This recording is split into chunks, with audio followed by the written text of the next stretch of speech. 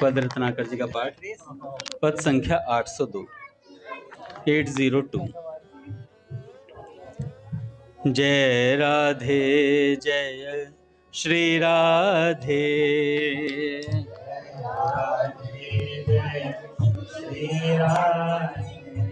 जय राधे जय श्री राधे,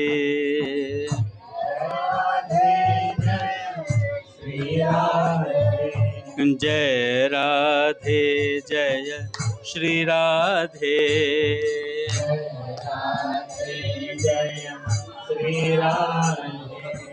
रूप रंगीली गुणगर बेली,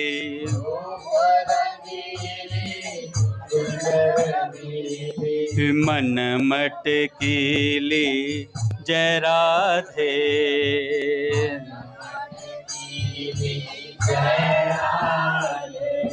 चित चटकीली छल छबीली,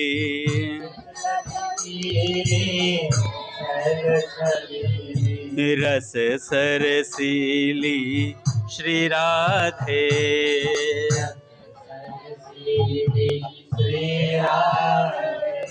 जय राधे जय श्री राधे,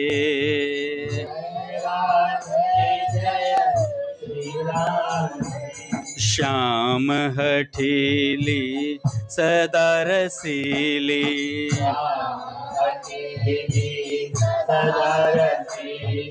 शुचि शर्मीली जय राधे,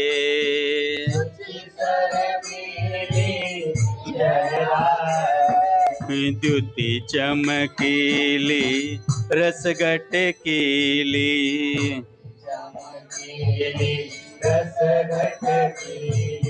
पिय धमकीली श्री राधे,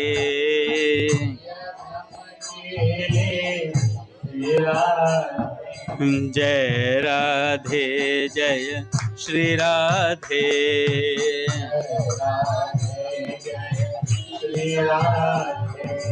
जय राधे जय श्री राधे,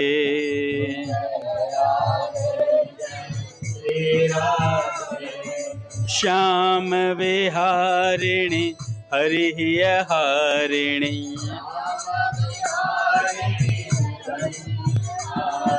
शोभा धारिणी जय राधे,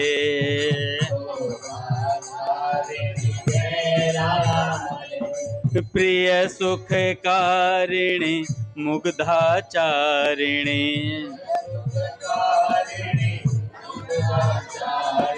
मदन विहारिणी श्री राधे,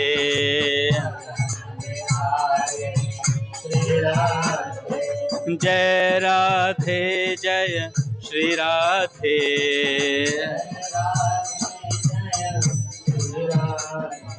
जय राधे जय श्री राधे,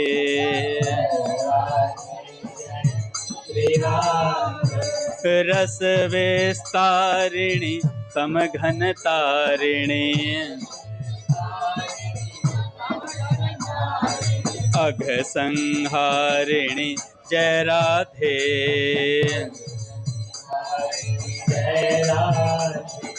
विपदा जारिणी मोह निवारिणी,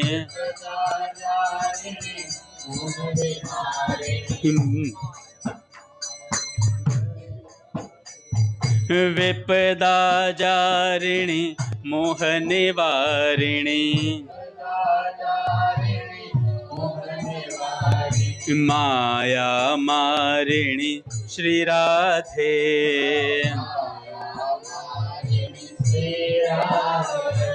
जय राधे जय श्री राधे,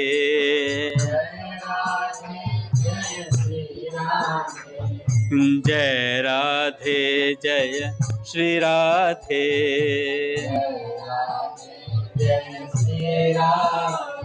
निज सुख त्यागिनी श्याम सुहागिनी, अति बड़ भागिनी जय राधे।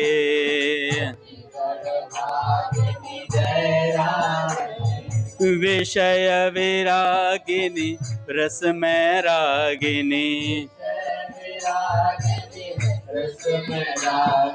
विमल विभागिनी श्री राधे।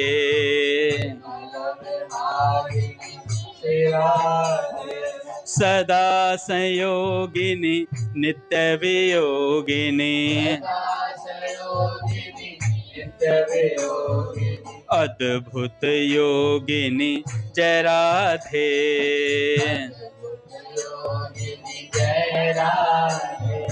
कुटुंब कुयोगिनी हरिरस भोगिनी, बिछुरत रोगिणी श्री राधे।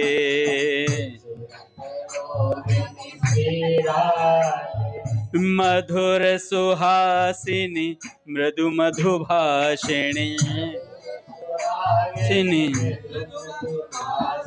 ललित सुलासिनी जय राधे।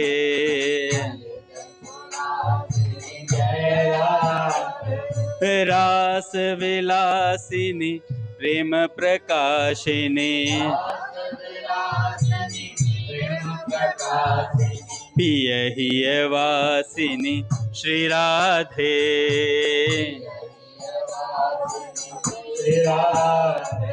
जय राधे जय श्री राधे।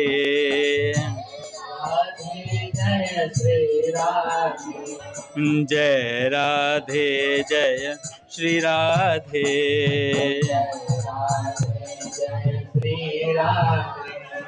जय राधे जय श्री राधे। जय राधे जय श्री राधे।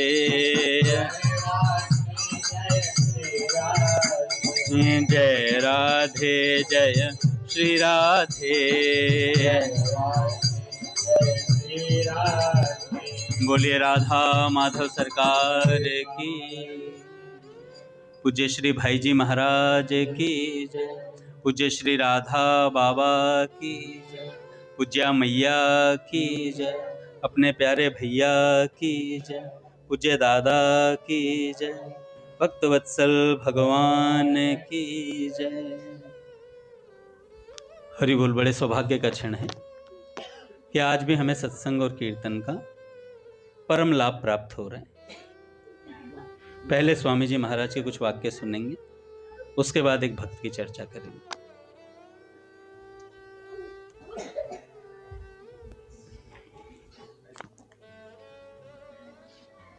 पूज्य स्वामी जी कहते हैं, आप भाई बहन ध्यान देकर बात को सुने। हम तो हिम्मत करके भगवान का नाम जप करेंगे ही, ऐसा पक्का निश्चय करके सज्जनों नाम जप में लग जाओ तो पाप ठहरेगा नहीं। ये दोनों साथ में नहीं रह सकते, पाप भाग जाएगा। भगवान के नाम का आश्रय लेकर यह निश्चय करो कि उसका पाप नष्ट हो जाता है जो दृढ़ होकर भजन करता है। तो हम भी दृढ़ व्रत होकर भजन करेंगे, दृढ़ता से हम भजन में ही लग जाएंगे, तो फिर पाप ठहरेगा नहीं, अशुद्धि टिकेगी नहीं। जैसे सूर्य उदय होने पर अंधकार नहीं ठहर सकता, ऐसे ही नाम जपने पर पाप ठहर नहीं सकता। एक संत थे, उनसे किसी ने पूछा, स्वामी जी कहते हैं, महाराज आप कहते हैं कि पाप मत करो, पाप तो हमसे छूटता नहीं, परंतु हमारे से पाप छूट जाए ऐसा कोई उपाय बताओ। तो संत कहते हैं, भाई पाप छोड़ने की हमारी हिम्मत नहीं होती। संत ने कहा, तुम रात दिन राम राम जप में लग जाओ। ऐसे पापी लोगों को भी यह उपाय संत ने बताया कि हमसे पाप छूटता है नहीं, तो संत ने कहा राम राम जपो। स्वामी जी कहते हैं, हमने तो परंपरा से सुना है, उनसे इतना ही कहा गया कि तुम राम राम करो। पूज्य भैया बता रहे थे पूज्य भाई जी के चरित्र। भाई जी से किसी ने पूछा, तो भाई जी ने कहा कि तुम यहां बैठ जाओ, भगवान मिल जाएंगे, तुम यहां बस बैठ जाओ, भगवान मिल जाएंगे। उससे बैठा नहीं गया। तो भाई जी ने पूछा कि भाई तुम बैठे क्यों नहीं? कह रहे मेरा मन तो लगता ही नहीं। भाई जी ने कहा मैंने मन लगाने के लिए कहा कब? मैंने तो केवल इतना बोला तू बैठ जा, बाकी काम अपने आप हो जाएगा। तो बस बात ऐसी ही है भाई, संत ने कह दिया ऐसा है तो फिर ऐसा ही है। संतन कयो नेक नहीं मान्यो, कियो सदा मन भायो रे किशोरी राधे, कियो सदा मन भायो रे किशोरी राधे। द्वार पतित एक आयो रे किशोरी राधे, द्वार पतित एक आयो रे किशोरी राधे। तो संत ने कहा राम राम करो, बस अपने आप काम हो जाएगा सब। ये राम राम ही नहीं होता, जो जितना सुगम लगता है वो उतना ही कठिन बन जाता है, केवल दो कारण से। पूज्य भाई जी कहते हैं प्रमाद और आलस्य। ये नाम जप में भजन में बहुत बड़ी बाधा है, आलस्य और प्रमाद। मिली हुई कृपा को खो देने का कारण बन जाता है आलस्य और प्रमाद। मिली हुई कृपा को, जो सहज से मिली हुई है, उस कृपा को खो देते हैं हम लोग। स्वामी जी कहते हैं मैंने सोचा कि देखो संतों की कितनी गहरी सूझ है। पता था इस पापी से और कुछ होगा नहीं, केवल राम राम ही कर सकता है, तो इसलिए उसे यही आज्ञा दी कि तू राम राम कर भाई। राम राम में लगने से क्या होगा? राम नाम भीतर में बैठ जाएगा। अभी तो सज्जनों बाहर से होता है बस, फिर भीतर में बैठ जाएगा। प्रथम राम रसना शिविर, द्वितीय कंठ लगाए, तृतीय हृदय ध्यान धर, चौथे नाम नाभ मिलाए। तो भैया पहले बस जीभ पर रख लो। भाई जी कहते हैं जीभ पर आना चाहिए नाम बस। ऐसे जब राम नाम भीतर उतरेगा तो भीतर जाने पर वह सब काम कर लेगा। शुद्धि, पवित्रता, निर्मलता, भगवान की भक्ति जो आनी चाहिए सब आ जाएगी सज्जनों। इसलिए गोस्वामी जी महाराज ने कहा, वे बड़ी विचित्र बात लिखी, नाम जीह जपी जागी है जोगी। जीभ से जपने पर जोगी जाग जाता है, केवल नाम जप से। और कुछ नहीं तो जीभ से ही जपो, भगवान के नाम का जप करें और भीतर ही भीतर ध्यान होता रहे। उसका तो फिर कहना ही क्या है। सेठ जी कहते हैं दो काम, नाम का जप और स्वरूप का ध्यान, ये डोर छोड़नी नहीं चाहिए। हर समय भगवान का याद स्मरण बना रहे, याद बनी रहे। जो इष्ट प्यारा लगता हो वो बराबर याद आता रहे, उससे बड़ा कोई भजन नहीं है। निरंतर स्मरण होता रहे बस। जीभ मात्र से नाम जपने से योगी जाग जाता है। जो नाम का जप करते हैं जीभ मात्र से ही, वे भी ब्रह्मा जी के प्रपंच से वियुक्त होकर विरक्त हो जाते हैं। जीभ मात्र से जप करना है भी बड़ा सुगम। बहुत से लोग कह देते हैं तुम नाम जपते हो तो मन लगता है कि नहीं लगता। कई लोग होते हैं जिन्होंने कभी नहीं जपा, वही ये बात पूछते हैं जपने वाले से, तुम नाम जप रहे हो, नाभि से जप रहे हो, नाड़ी से जप रहे हो, कैसे जप रहे हो? अलग अलग तरीके बताएंगे, है ना। मन लग रहा है नहीं लग रहा है? नहीं, मन नहीं लग रहा, कोई लाभ नहीं है। रोटी रोटी, पानी पानी, राम राम सब बराबर है। वो यही बोलते हैं, जिसने नहीं जपा वो यही कारण बताएंगे। तो स्वामी जी कहते हैं अगर मन नहीं लगता है तो कुछ नहीं, तुम्हारे कुछ फायदा नहीं, ऐसा कहने वाले वे भाई बड़े भोले हैं और बड़ी भूल में हैं। वो इस बात को जानते ही नहीं क्योंकि उन्होंने कभी नाम जप करके देखा ही नहीं। पहले मन लगेगा पीछे जप करेंगे, ऐसा आज तक नहीं हुआ। पहले मन, हमारे एक साधक थे, उनसे बोलते थे हम नाम जप करो, पता नहीं अब करते नहीं करते। उनसे बोला जाता था तो हरे कृष्ण महामंत्र की माला करो, नहीं करते थे वो। अब पता नहीं करते नहीं करते, करते हैं। अच्छा, तो बड़ा मुश्किल हो जाता है। पहले मन लगेगा, पहले, चलो छोड़ो पहले नौकरी पालो फिर पढ़ाई करेंगे। भाई पहले पढ़ाई करो फिर नौकरी मिलेगी। पहले मन लगेगा पीछे जप करेंगे, ऐसा कभी हुआ है और होगा कभी? ऐसी संभावना है क्या? पहले मन लग जाए और पीछे राम राम करेंगे। सज्जनों ऐसा नहीं होता। नाम जपते जपते ही नाम महाराज की कृपा से मन लग जाता है। हरि से लागा रहो रे भाई, तेरी बनत बनत बन जाए। राम जी से लागा रहो रे भाई, इसलिए नाम महाराज की शरण लेनी चाहिए। पूज्य श्री अपने प्रेम भिक्षु जी महाराज से किसी ने पूछा कि महाराज जी सबसे बड़ा पाप क्या है? महाराज जी ने कहा, नाम के अलावा कोई शब्द उच्चारण करना मेरे लिए सबसे बड़ा पाप है। भगवान के नाम के अलावा कुछ भी उच्चारण करना मेरे लिए सबसे बड़ा पाप। और ऐसा अद्भुत नाम जपा भैया उन्होंने, श्री राम जय जय राम, श्री राम जय जय राम। नाम जपते जपते ही नाम महाराज की कृपा से मन लग जाता है। जीभ से ही राम राम राम शुरू कर दो, मन की परवाह मत करो। परवाह मत करो इसका अर्थ यह नहीं कि मन लगाना ही नहीं है। परवाह मत करो, मन लगे, पहले लग जाओ नाम जप में, फिर धीरे धीरे मन को घसीट लाएगा नाम और भगवान के चरणों में ले जाकर सौंप देगा। ऐसा नाम का सामर्थ्य है। पूज्य राधा बाबा कहते हैं, और सब साधनों में तो हमें साधन के बल पर उठना पड़ता है। और सब साधन करते हैं तो साधन के बल पर उठना पड़ता है, पर नाम एक ऐसा है जो अपने बल से उठा ले जाता है साधन।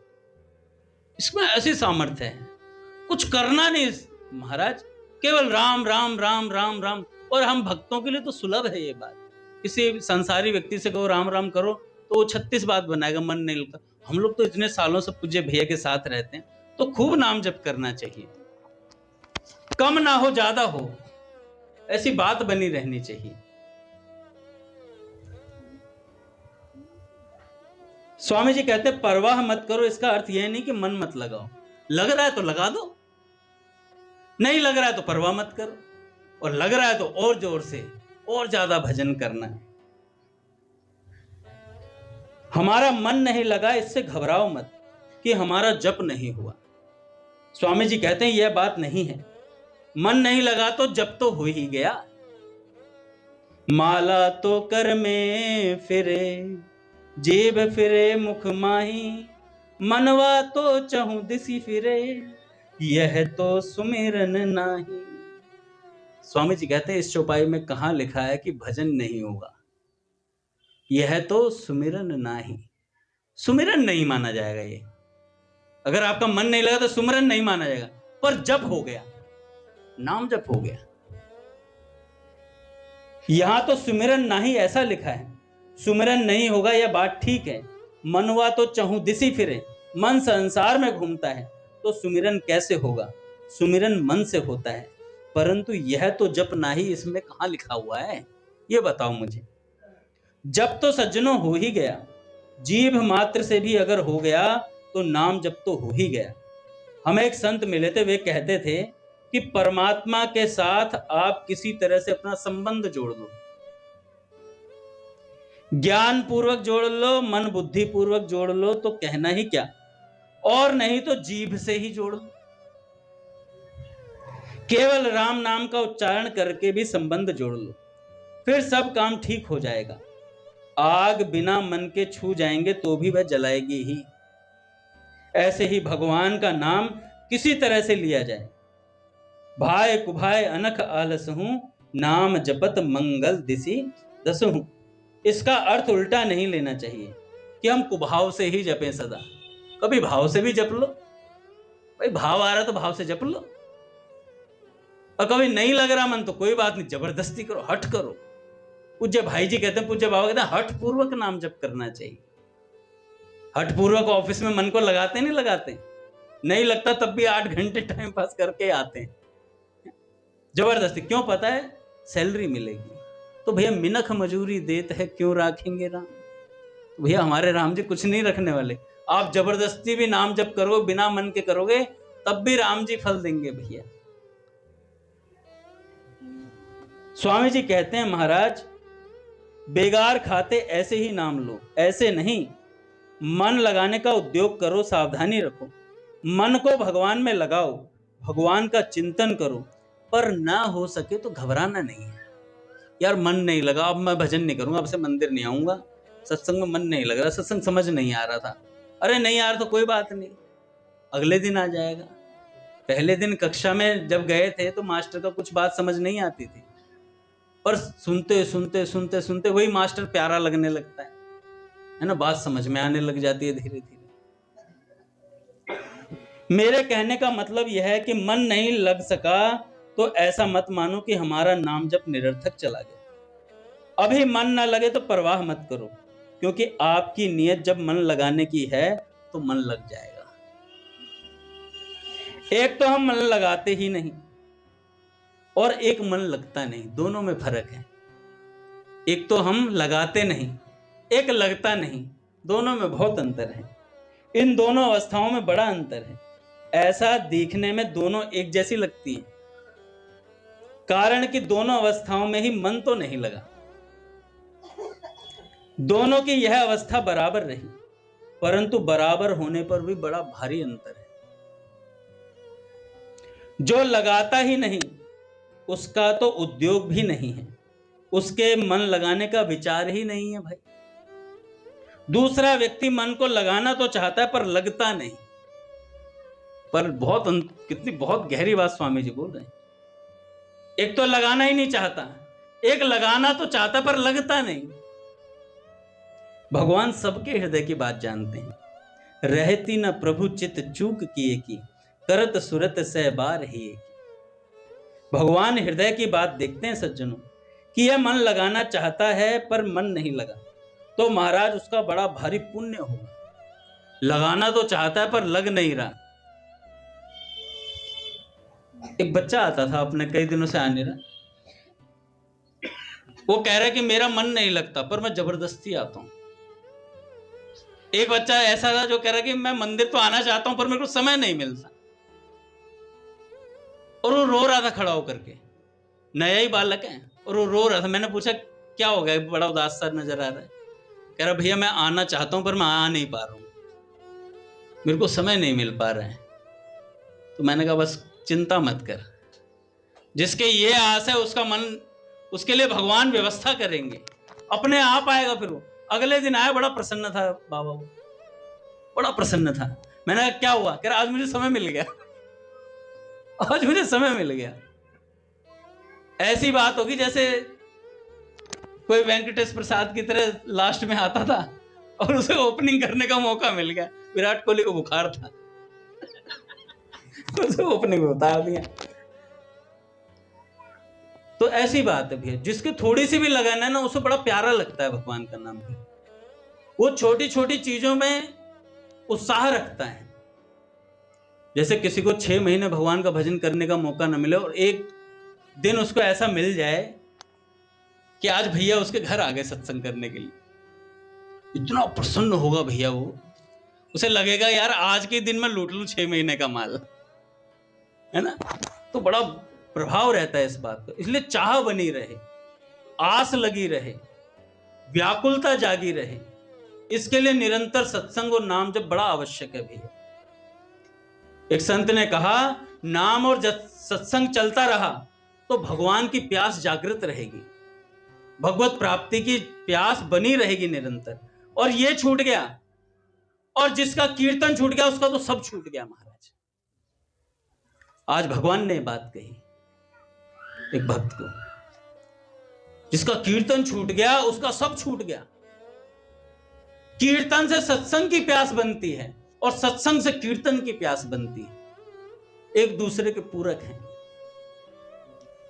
तो भैया कीर्तन बड़ा आवश्यक है। समय मिले तो आना चाहिए और नहीं समय मिले तो रोना चाहिए, प्रार्थना करनी चाहिए, नाथ मुझे कीर्तन प्राप्त हो जाए, मुझे भगवान का नाम सुनने को मिल जाए। लोग तरसते, कल बता रहा था ना, सेठ जी के जो परिकर थे, बद्रीनाथ जी गोयंद का कोई थे, उन्होंने एक मछली बेचने वाले को बोला कि भाई कितने रुपए मिलते? कह रहे महाराज चावल के दाने मिल जाते हैं जितना पेट भरने के लिए खाना। कह रहे तुम चिंता मत करो, तुम भगवान का नाम लिया करो मेरी दुकान पे बैठ के आराम से, बढ़िया एसी चलेगा, बढ़िया आराम से बैठना।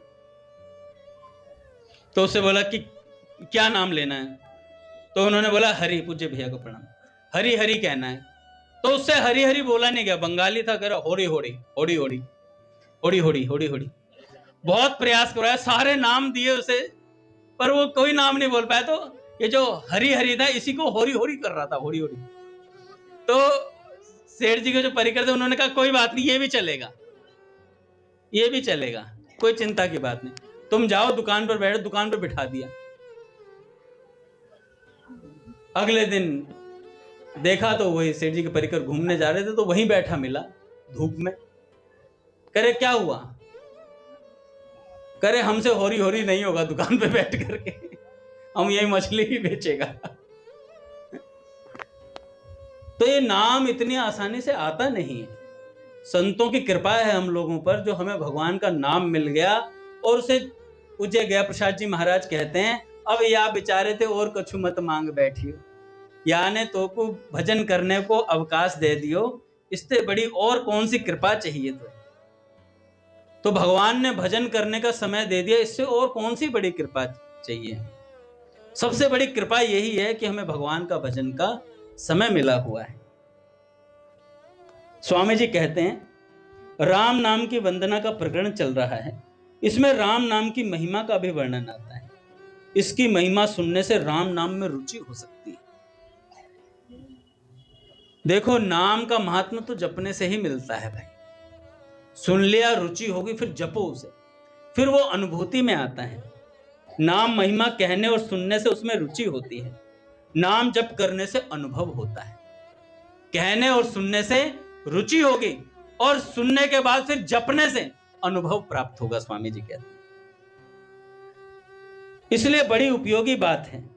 इसकी वास्तविकता जपने से ही समझ में आएगी, पूरा पता उसे ही लगेगा। जैसे भूखे आदमी को भोजन की बात बतलाई जाए तो उसकी रुचि विशेष हो जाती, भाई आज रसगुल्ले हैं, उसके मुंह में पानी आ जाएगा, वो इंतजार करेगा सत्संग कब कंप्लीट हो। पट खुलेंगे महाराज। श्री राम जय राम जय जय राम, श्री राम जय राम जय जय राम, श्री राम जय राम जय जय राम,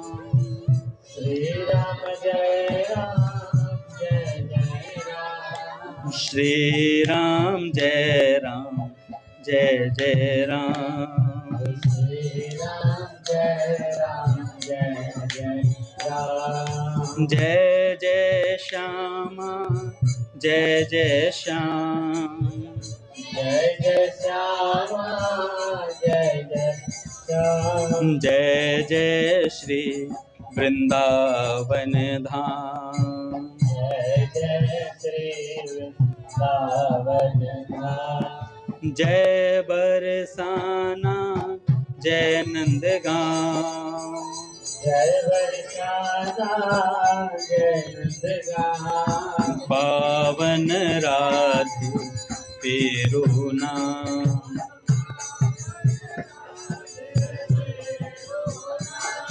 बोले राधा माधव सरकार की जय। तो स्वामी जी महाराज कहते हैं, जैसे भूखे आदमी को भोजन की बात बताई जाए तो उसकी रुचि विशेष हो जाती है। जैसे आज हमें पता चल छोले भटूरे हैं फुल प्रसाद में, हमारी रुचि जागृत हो जाएगी, ठीक है। और फिर उसके नहीं है, आज कहीं सोचोगे है, आज नहीं है, मैं बात बता रहा हूँ। बच्चे सोच रहे हैं गलती से हम प्रसाद पाया है घर पे। तो रुचि विशेष जागृत हो जाती है, और रुचि जागृत होने पर फिर जोर की भूख लगती है। तब पता लगता है कि भोजन कितना बढ़िया है, वह रुचता है, और 2 भटूरे एक्स्ट्रा भी खा लेते हैं हम लोग। जचता भी है और पच भी जाता है, उस भोजन का रस बनता है, उससे फिर शक्ति आती है। ऐसे ही रुचि पूर्वक नाम का जप करने से ही नाम का महात्म्य समझ में आता है। इसलिए ज्यों ज्यों अधिक नाम जपते हैं त्यों ही त्यों उसका विशेष लाभ होता है। तो क्या खास बात स्वामी जी ने बताई। जैसे भोजन है, अगर रुचि से खाया जाए तो उसका विशेष रस बनता है, फिर उससे शक्ति आती है। और हम कई बार रुचि में फिर 2 एक्स्ट्रा भी खा लेते हैं। कभी ऐसा हुआ रुचि ज्यादा हुई तो 2 माला एक्स्ट्रा कर ली? कभी नहीं हुआ। 16 होते ही माला अपने आप चली जाती उड़ती हुई, अपने यथा स्थान पर पहुंच जाती है। कभी मन नहीं करता। पूज्य प्राची दीदी कहती थी कि एक नियम के बाद रस वाला नाम लेना चाहिए, रस वाला नाम लेना चाहिए। नियम हो गया 16 माला कंप्लीट कर ली, उसके बाद माला रखी, उसके बाद प्रेम से राधा राधा राधा राधा राधा। अच्छा, हम संतों जैसा बनना तो चाहते हैं, पर संत जैसा कहते हैं वैसा करना नहीं चाहते। ये खास बात है। संतों जैसा बनना तो चाहते हैं, संतों को जो अनुभूति हुई वो अनुभूति हमारे भी जीवन में आए, ऐसी बात यथार्थ में चाहते हैं, बहुत चाहते हैं। पर जैसा उन्होंने जीवन जिया है वैसा जीना, वैसा भजन नहीं करना चाहते। पूज्य मलुकपीठ सरकार कह रहे थे कि गुरु जी के तलवों में तेल लग रहा है सरसों का, तो चेला चाहता कब मेरे तलवों में तेल लगे, कब मेरी भी ऐसी स्थिति आए, मैं भी गुरु जी बनूं। पर गुरु जी के तलवों में तेल लगने तक गुरु जी ने कितना भजन साधन किया है ये नहीं देखते। गुरु जी के चरणों में अद्भुत सामर्थ्य है। पूज्य मामा जी महाराज के प्रारब्ध में उनके पिताजी ने कहा था, ज्योतिष थे बहुत बड़े, उनके पिताजी ने कह दिया तेरे भाग्य में विदेश जाना लिखा है, विदेश जाना तेरे भाग्य में लिखा है। अच्छा, बानक ऐसा बैठा, एक यजमान मिल गए। यजमान ने कहा महाराज जी आपकी कथा विदेश में। कह रहे मैं तो गंगा जल पीता हूं। कह रहे पहुंच गया, गंगा जल की व्यवस्था हो गई, आप चिंता मत करो। अब वो आए पूज्य भक्तमाली जी महाराज से आशीर्वाद लेने, पूज्य श्री गणेश दास भक्तमाली जी महाराज, उनसे आशीर्वाद लेने आए। तो भक्तमाली जी महाराज सहज भाव में ही रहते थे। मामा जी ने कहा कि महाराज जी ऐसे ऐसे कथा का संयोग बन रहा है विदेश का, तो विदेश जाना चाहिए या नहीं जाना चाहिए। तो भक्तमाली जी महाराज ने कहा था भैया जाहे विधि राखे राम ताहि विधि रहिए, सीताराम सीताराम सीताराम कहिए। मामा जी को रुचि नहीं बात। मामा जी ने कहा कि पहाड़ी बाबा सरकार के पास चलते हैं। पहाड़ी बाबा एक वृक्ष के नीचे अपने पांव फैलाए बैठे हुए थे। तो पूज्य मामा जी ने कहा गुरुदेव बात ऐसी है, कथा का संयोग बन रहा है विदेश का। तो पहाड़ी बाबा सरकार ने कहा अरे तेरी जरे तेरी वृंदावन छोड़ के हैं देश से बाहर कथा कहने जा रहे हैं बताओ। और 10 बातें सुनाई। तो उन्होंने कहा महाराज जी करूं क्या, प्रारब्ध में लिखा हुआ है। कह रहे अभी मिटाते तेरा प्रारब्ध। तलवों पर अपना माथा रगड़ थोड़ी देर, तलवों पर माथा रगड़ा, थोड़ी देर माथा रगड़ने के बाद बोला जा मिट गया तेरा प्रारब्ध। थोड़ी देर में बात आई, सज्जन आए, कह रहे महाराज जी कथा कैंसिल हो गई। कथा कैंसिल हो गई, प्रारब्ध काट दिया। ये संत के चरणों का प्रभाव है भैया। भैया वो थे समर्थ गुरु रामदास जी थे, जिनके एक शिष्य गंगा स्नान, बाबा गंगा स्नान करने गए थे और एक बहुत बड़े ज्योतिषी ने कहा था तेरे ललाट पर लिखा हुआ तेरी कल सुबह तक मृत्यु है। समर्थ स्वामी रामदास जी के शिष्य। तो ज्योतिषाचार्य जी ने बोल दिया कि भैया बात ऐसे, तुम्हारे तो मृत्यु पे मतलब ललाट पर मृत्यु लिखी हुई है, कल सुबह तक तुम खत्म हो। वो गए, गुरुजी ने बोला कि जाकर गुरु जी से बोला गुरुजी बात ऐसी है कल सुबह सूर्य उदय मैं स्नान नहीं जा पाऊंगा, मेरी मृत्यु है। कह रहे किसने कहा है? कह रहे ज्योतिषाचार्य जी बोल रहे थे। कह रहे चरण दबा थोड़ी देर। पूरी रात चरण दबाए, चरण दबाते दबाते सुबह भी हो गई महाराज, और वो गंगा स्नान करने फिर गए। वो ज्योतिषाचार्य जी देख रहे तुम जीवित कैसे हो? वो स्नान कर रहा था। तो उन्होंने कहा निश्चित ही कोई ना कोई सिद्ध संत तुम्हारे गुरु हैं। तब उन्होंने कहा कि मेरे गुरुदेव का नाम समर्थ स्वामी रामदास जी महाराज। तो बस बात ऐसी है महाराज, संतों का ऐसा सामर्थ्य होता है, विलक्षण भाव जागृत होता है। अपने वाटिका में एक बहुत सिद्ध संत हुए, सन 1937 की बात है। उस समय वो वाटिका में भजन करते थे। नाम था रघु, रघु बाबा। आज भी वाटिका में जहां भोजनालय है वहां पर रघु बाबा का चित्र लगा हुआ है, आपने देखा होगा। वे रघु बाबा निरंतर रघु रघु रघु रघु कहा करते थे और इतना रुदन करते थे भगवान के लिए कि जहां से नेत्रों से आंसू निकलते ना, निशान बन गए थे उनके, और गल भी गई थी जगह। ऐसी बात बताई बंका जी ने कि गल गई थी जगह जहां से आंसू निकलते थे। इतना रुदन भगवान के लिए करते थे। उनके एक सीताराम जी का उनके पास चित्रपट था राम दरबार का, वो किसी को नहीं दिखाते थे, किसी को, मतलब किसी को भी नहीं दिखाते थे। केवल भाई जी के कहने से उन्होंने साल में एक बार दर्शन के लिए मौका दिया था। भाई जी ने कहा कि एक बार तो दर्शन करा दिया करो अपने राम जी के। तब रघु बाबा ने दर्शन के लिए वो खोले थे राम जी के, भाई लाइन से दर्शन करो एक एक बार। भाई जी ने भी दर्शन करे उन राम जी के। और भैया उन्होंने उसी टाइम भाई जी के समय, मतलब भाई जी तो 71 में गए, उन्होंने उसी समय शरीर छोड़ दिया था, ज्यादा दिन रहे नहीं थे, ना किसी से सेवा करवाई। और जाते समय जटायु जी की जो प्रार्थना थी, जो रामचरितमानस में आती है, वो प्रार्थना उन्होंने 2 बार सुनी, जटायु जी वाला प्रसंग, और उसके बाद प्राण त्याग दी। केवल भगवत चर्चा के अलावा कुछ सुनते नहीं थे भैया। अगर भाई जी कथा कह रहे हैं तो कथा सुनते थे, अगर थोड़ी इधर उधर की बात होती थी तो रोना शुरू कर देते थे कि मेरे राम जी से अतिरिक्त कोई चर्चा हो रही है। ऐसा उनका सुंदर भाव था। उनके प्राण निकले कृष्णा गुरु, उनके प्राण जब निकले तो उनके जो चित्रपट थे वो राम जी उनसे बात किया करते थे, वो राम जी उनसे बात किया करते थे। वो चित्रपट की सेवा राम जी ने स्वयं आज्ञा करी कि भैया किसको, एक श्री कृष्णचंद्र श्रीवास्तव जी थे, उनको यह आज्ञा हुई कि भैया ये चित्रपट है, ये तुम ले जाओ और मेरी सेवा करो।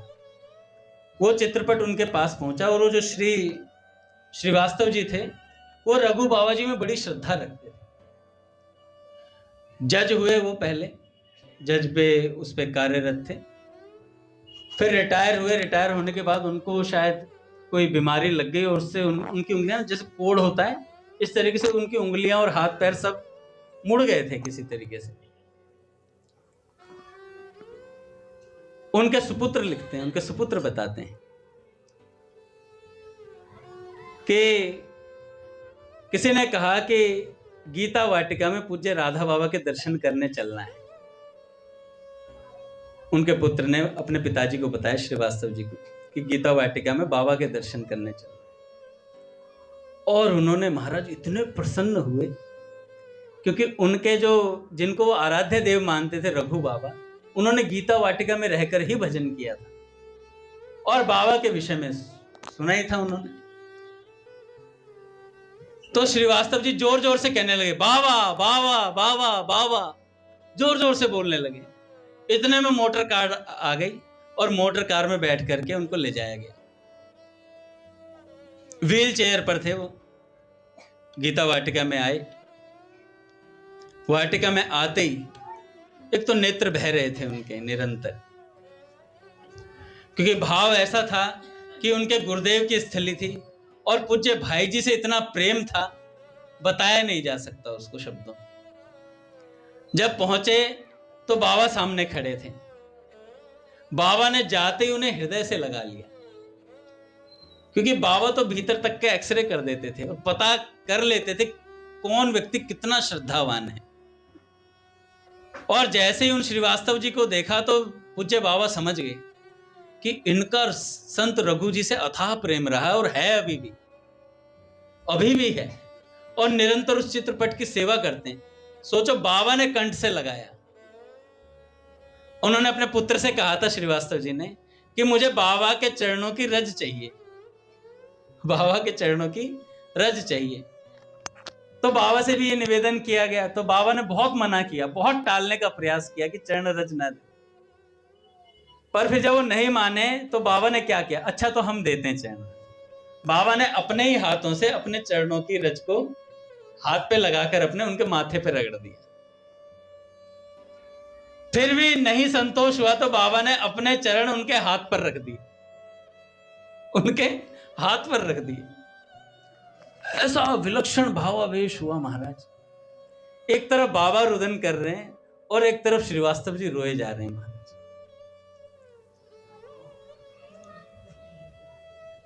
इन बातों को कहना बड़ा मुश्किल है और भाव से उस बात को बता पाना बड़ा और ज्यादा कठिन हो जाता है कि वो दृश्य कैसा है। उसी समय वहां पर पूज्य भाई जी की सुपुत्री सावित्री बाई जी खड़ी थी। देखो, अपने प्यारे की हर वस्तु प्यारी लगती है। तो वो प्रणाम कर रही थी, तो श्रीवास्तव जी ने कहा कि ये कौन है? तो बाबा ने कहा, ये पूज्य भाई जी श्री हनुमान प्रसाद पोद्दार जी की सुपुत्री है, सावित्री बाई। इतना सुनते ही तो श्रीवास्तव जी फट गए महाराज, हृदय बाहर निकल आने को हो गया। कहने लगे, बाबूजी। और जब बाई को प्रणाम करने लगे अपने हाथों से, कांपते हाथों से, खूब रुदन कर रहे हैं महाराज। और बाई को देख देख करके और रुदन भर भर के आ रहा है कि बाबूजी की सुपुत्री है, बाबूजी की सुपुत्री। ऐसा विलक्षण भाव उन्मेष हुआ। पूज्य दादा आ गए महाराज, पूज्य दादा को प्रणाम। तो जो श्रीवास्तव जी थे रुदन करने लगे और उसके बाद बाबा ने बोला कि सब घर बार ठीक है तुम्हारा? अच्छा, पहले जज साहब थे, अब उनकी हालत ऐसी थी, धन का बहुत अभाव था घर में, बहुत ज्यादा अभाव था। ऊपर से उनके हाथ पांव ठीक नहीं थे, स्थिति ऐसी थी, कुछ कर सकते नहीं थे। तो कहने लगे बाबा से कि बाबा, धन का अभाव था। पूज्य भैया आ गए। श्री राम जय जय राम।